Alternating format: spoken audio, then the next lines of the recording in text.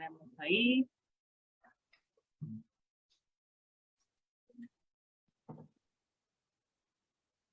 One second. Confirm that we're... Okay, we are live. Hola, buenas tardes, Latinos en Spokane.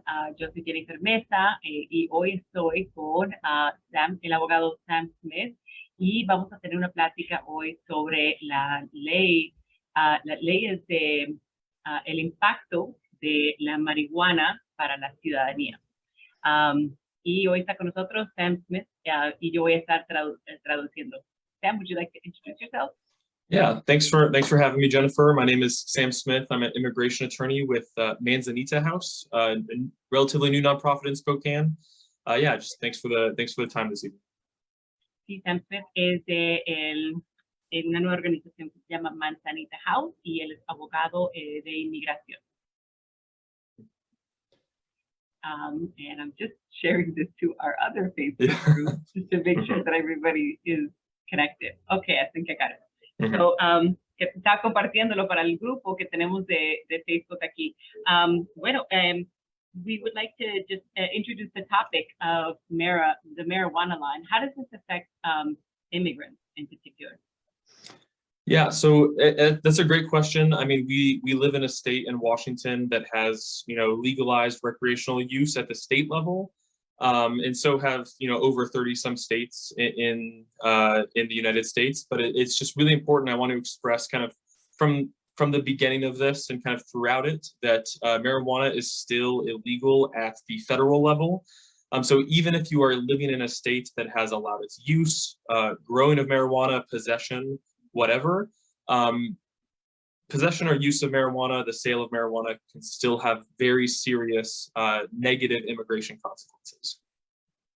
La pregunta que le hice al abogado Sam Smith es que si nos puede hablar un poquito sobre el tema de los impactos de las leyes de marihuana para inmigrantes en particular.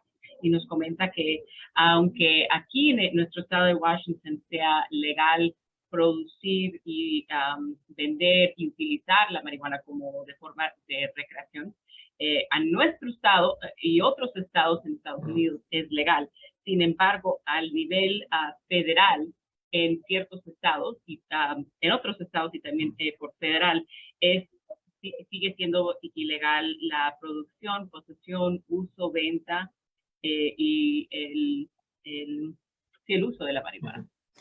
And I want to be, very straightforward about this topic because there can be very strict consequences, and that includes even if you have never been convicted of any crime involving marijuana, if there was just an admission of use or a reason to believe of, the sale of marijuana, even if everything took place within your own home with no one else involved, it can still cause very serious immigration consequences.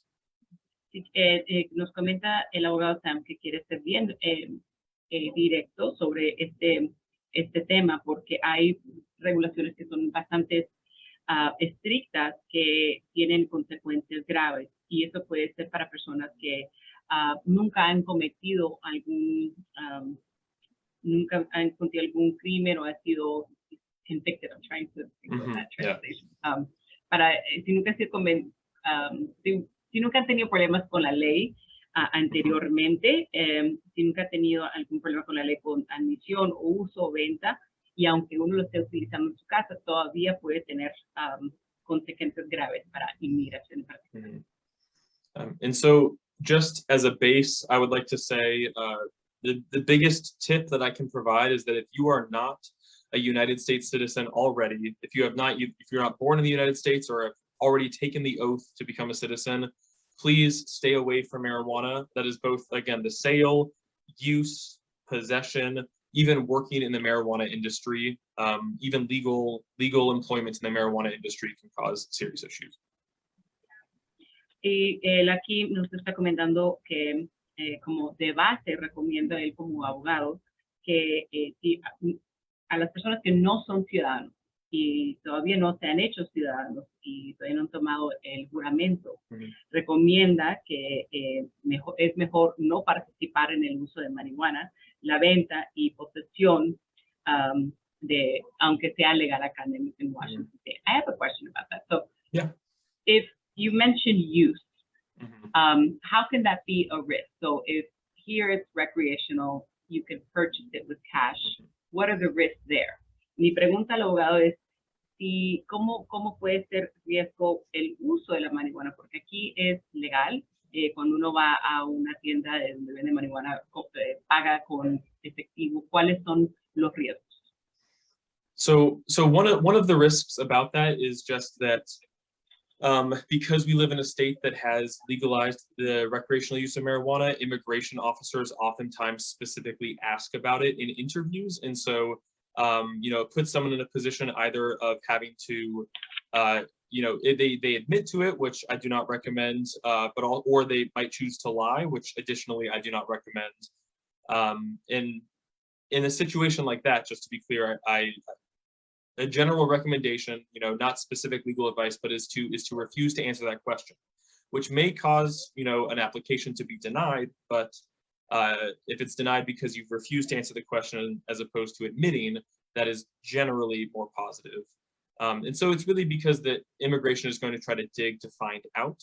And that includes social media, that includes, paraphernalia on your person, that can cause them to ask those questions or to come to those conclusions.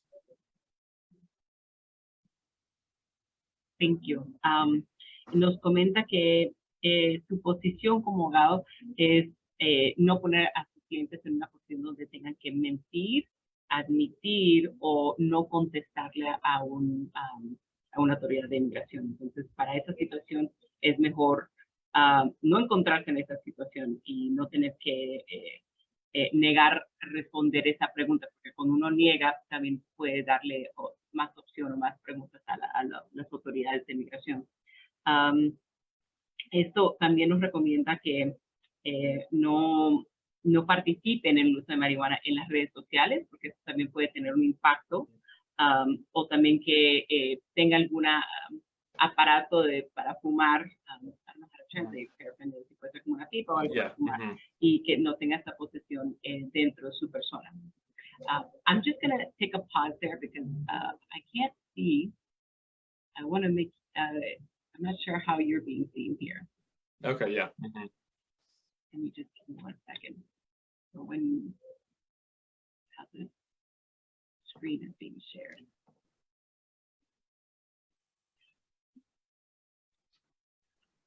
One second, I'm sorry about this.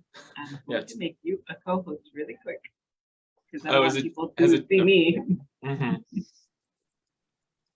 can try to find it too. Yeah.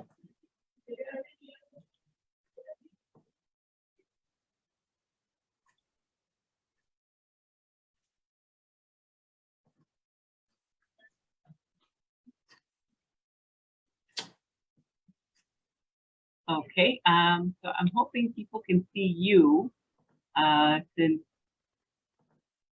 yeah, okay, they can see you there. So, great. Thank you for answering that question. Gracias por su paciencia. Se quería esperar porque no se está viendo a Sam en la grabación. We were going to discuss why this is happening. So, for example, why is it legal for citizens versus non-citizens? And why do these disparities exist? Or if you have anything you want to share about those disparities. Mi próxima pregunta para Sam era ¿por qué existen esta desigualdad para las personas que son ciudadanos y los que no son ciudadanos? Well, so first, I want to say, like I said, it's still federally illegal. And so there is potential risk even for a citizen to engage in the use of marijuana, though the federal government for the last several years has said they won't criminally prosecute, the use of it recreationally.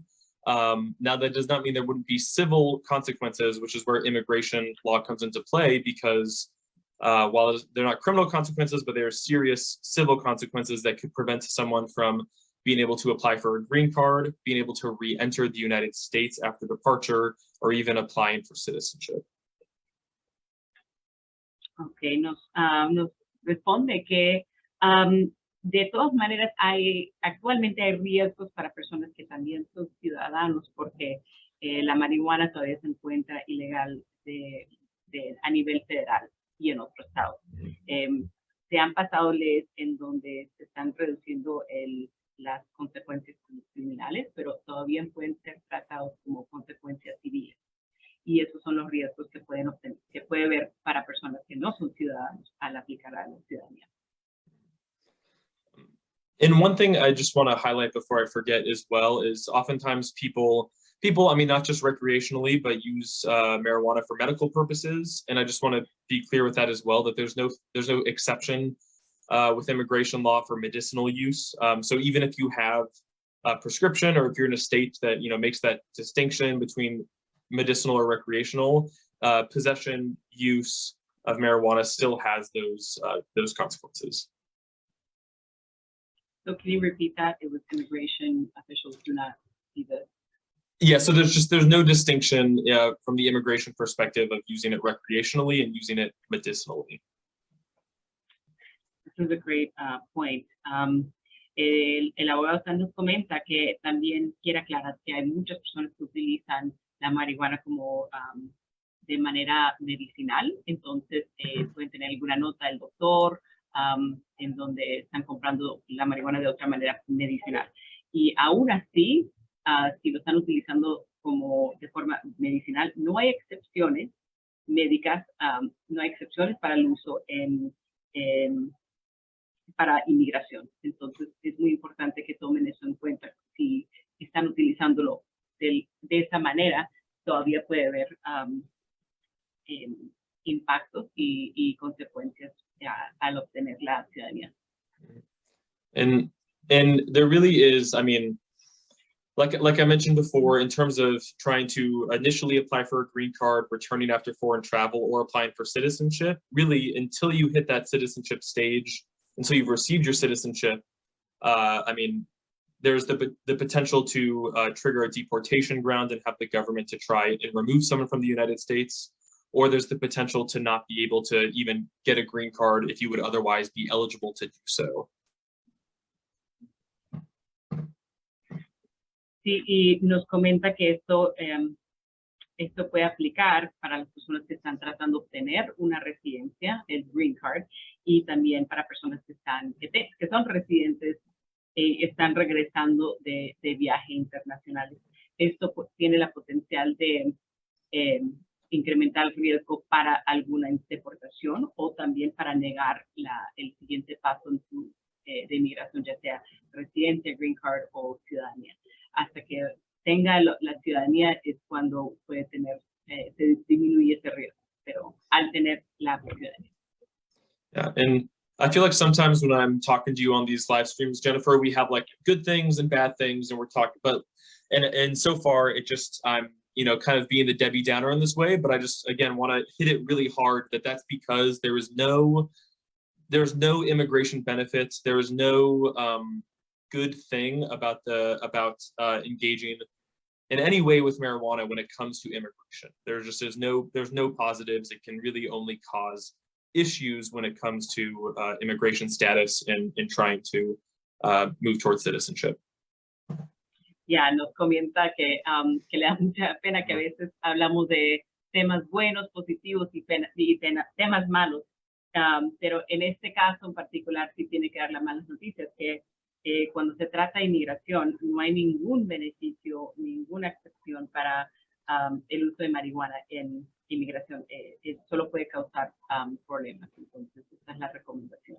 Yeah, it really, there's a lot of misinformation, and I don't believe a lot of people have this information, because you're in a state where it seems legal, it's very common use, but at the same time, that rule doesn't apply for everyone. Lo que le comento es que me parece que hay mucha gente que no tiene esta información y no sabe y puede utilizar la marihuana de una manera recreativa porque están aquí en el estado y es común. Sin embargo, este uso no es accesible y no tiene la libertad todo el mundo de hacerlo. And I mean, we all know that, you know, when you're talking to people, I mean, especially thinking in the context of employment, if someone is trying to pressure you or just convince you to engage in employment in the marijuana industry, you know, they're trying to think about how can they fill a role, and they're not having your best interests at heart. And I mean, maybe to their credit, maybe they don't know about the negative consequences, which is why it's really important that if you are planning to apply for any form of immigration status and you have, you know, if you have used marijuana, worked in the marijuana industry, to consult with an immigration attorney just to make sure that you are best protected. And if you feel yourself being convinced in any way to engage in employment in the industry specifically, one, please don't. But two, just talk to an attorney to see, just to confirm for your situation, to get the best advice for you.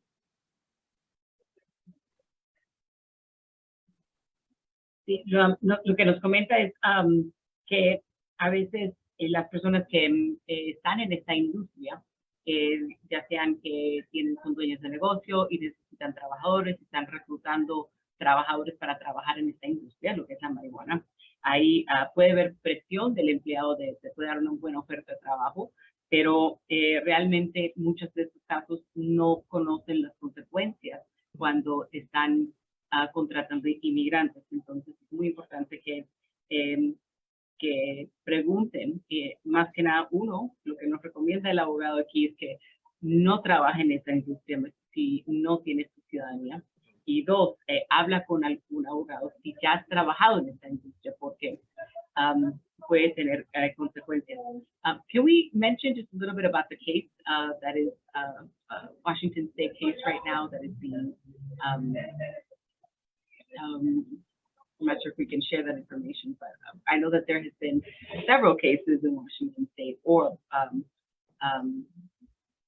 across the country where people do apply and they have worked in the marijuana industry.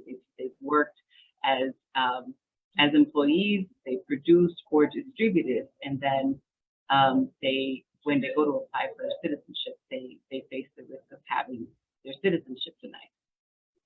Yeah, and so really the employment in the industry, one of the main issues or sticking points is that can be viewed as a trafficking related activity, whether that is, you know, handling or preparing marijuana for consumption.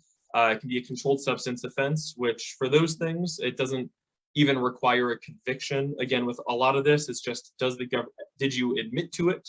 Or does the government have reason to believe, specifically with these trafficking charges, these trafficking issues, that you engaged in these activities? And if that's the case, that makes you at least temporarily ineligible for citizenship, if not potentially permanently ineligible, depending on the severity of what you're charged with or what you admit to.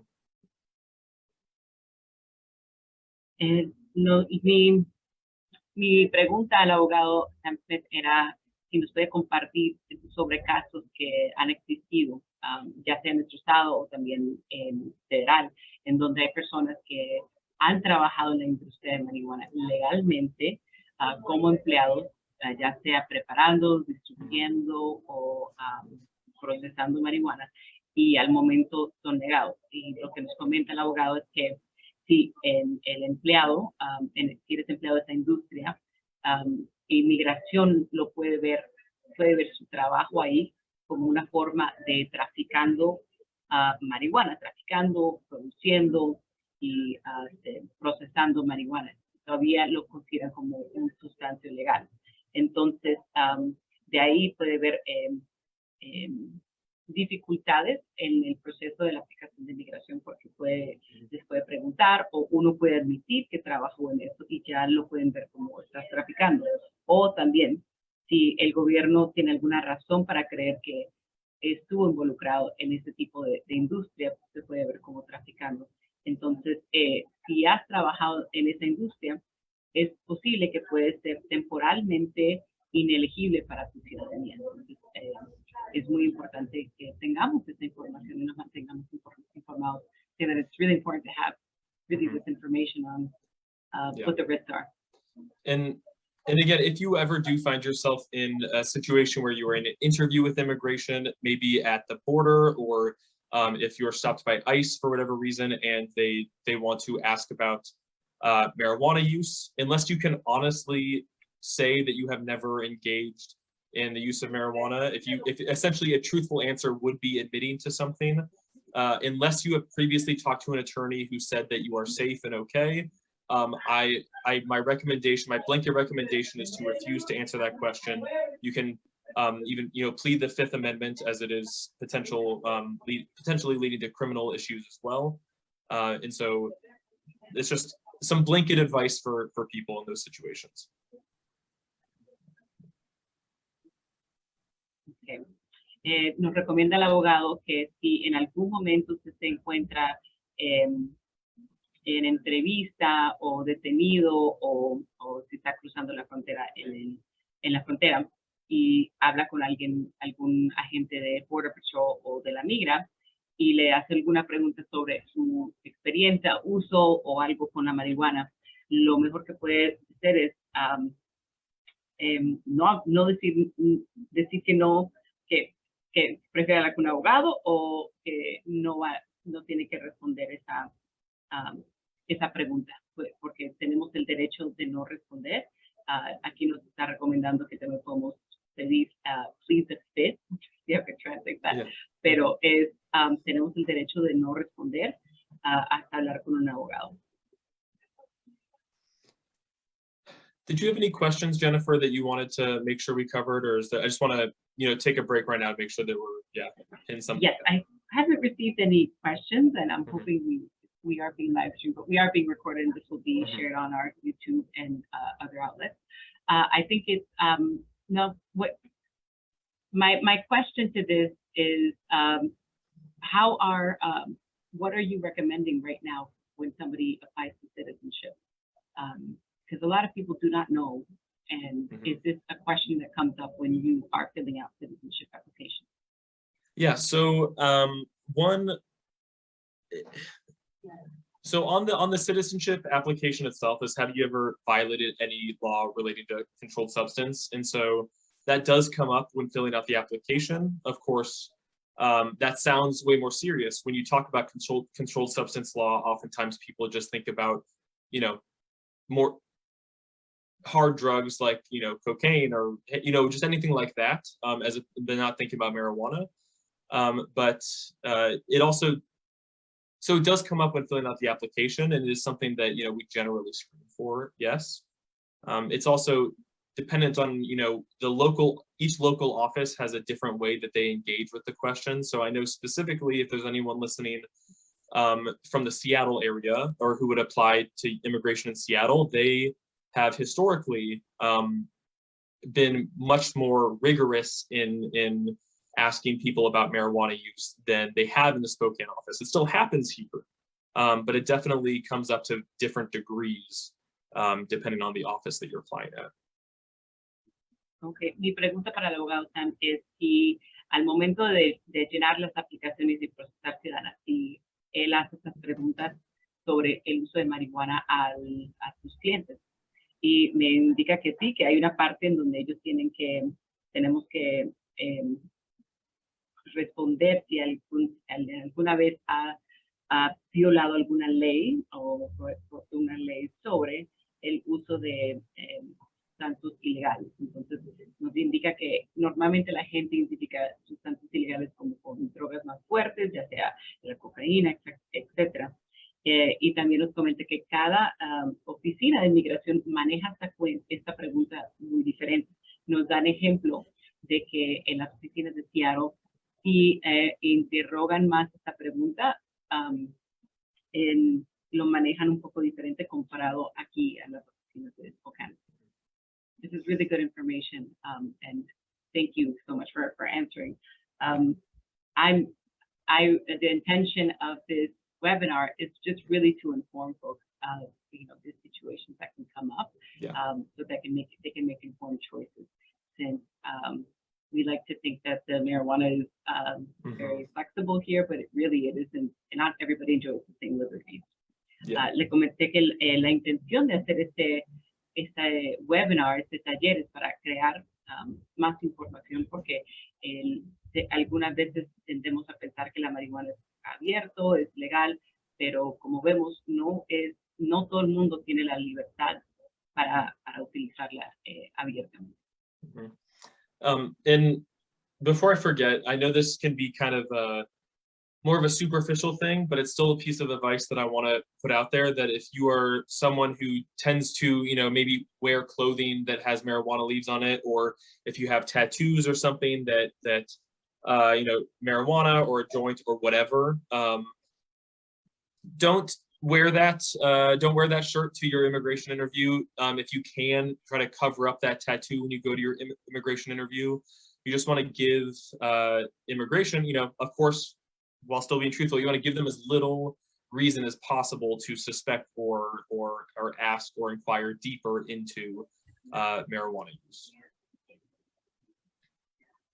Nos comenta que, aunque suene superficial, a veces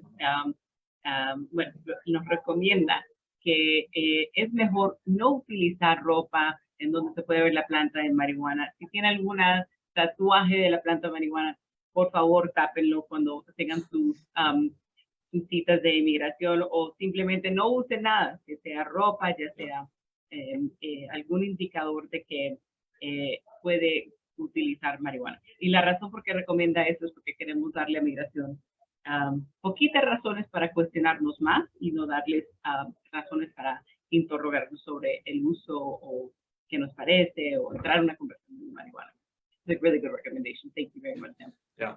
And just, maybe someone is listening to this and they're thinking like, oh my gosh, I have had employment, or I've used marijuana in the past. I don't want this to scare you. I don't want this to keep you from potentially pursuing potential immigration options. It's just, again, please talk to an immigration attorney before doing so, because each case is different. And just because there are those facts maybe in your past, it doesn't mean you are prevented from applying for citizenship, but there is the risk, and why it's very important to seek that advice. So please don't let this scare you. Just use this as information so that you can take the best next step for you.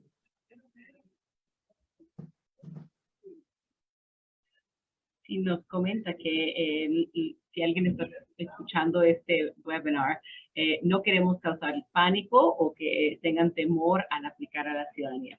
Lo que queremos es dar la información para que puedan hacer una decisión informada. Y si alguna vez ha trabajado en el pasado en la industria de marihuana, es mejor que se comuniquen y pregunten o consulten con un abogado donde les puede dar las recomendaciones o los pasos a seguir. Queremos disminuir los riesgos para que pueda aplicar y obtener su ciudadanía. Es muy importante notar también que cada caso de inmigración es completamente diferente, entonces se manejan diferente y es mejor que se informen para que puedan hacer sus decisiones para dar los siguientes pasos en su proceso de inmigración. Excellent. Well, thank you very much, Sam. Muchísimas gracias, Sam. Yo quiero recomendar mucho la organización Manzanita House, que están haciendo bastante en nuestra comunidad, ya con acceso a diferentes recursos. Yo sé que también van a tener una feria para regreso a escuela. Están haciendo mucho para ayudar a inmigrantes en nuestra comunidad.